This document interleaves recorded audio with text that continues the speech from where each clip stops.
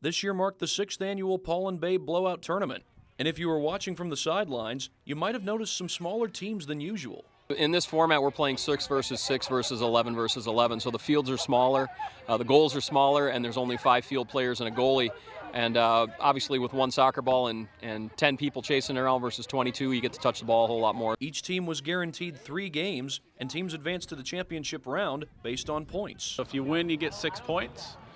If you get a shutout, you get a point, and then you get a point per goal. So if a team wins 3-0, they get 10 points. The team that got a 0 gets 0 points. Even if a team scored more than 3 goals, they could only receive 3 points for number of goals scored. A 3-0 win would get you 10 points. That's the best you can do.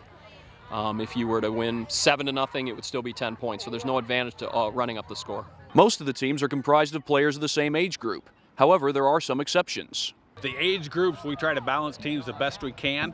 Sometimes we have to move, say, under 12 girl up to an under 13 because we can only have 18 girls on the roster. Even though this year's tournament didn't see the kind of growth that last year's did, they were still happy with the turnout. This year we are seeing a similar number to what we saw last year. We saw growth last year in the number of teams that participated, and so it's getting bigger. It's a little bit of a plateau right now, but we're hoping to grow even bigger next year. All in all, the Blowout Tournament was a fun time on the field. I liked being able to play against the own Bemidji team because it's always a very competitive, fun game. The best part probably was playing with friends and having a good time. From the Paul and Babe Blowout Tournament, Thad Goff, Lakeland Sports.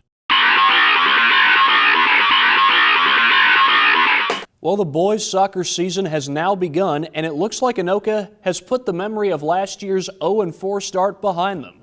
The Tornadoes are off to a 3-0 start at this point, and unlike last year, their season began on the road. So no shutout for goalkeeper Katie Verkylen, but it didn't take long for Anoka to strike back. On the ensuing kickoff, Beckman goes to work again. This time she's going to push about 45 yards down the field and score for the second time in the game, about 15 seconds after Jefferson tied it. Well, if you're looking for one word to describe last year's boys basketball season at Andover, you might use the word bittersweet. The Huskies went to state, but finished 7-19 in the regular season. So what should we expect from this year's Huskies? I spoke with some of their players and their new head coach in our first winter season preview. Wilkie threw for 5 TDs. The one you just saw was the last time those two hooked up for 6 in the game, but I'd venture to say that it won't be their last TD hookup on the season. One thing's for sure, that TD is your QC Sports Play of the Week.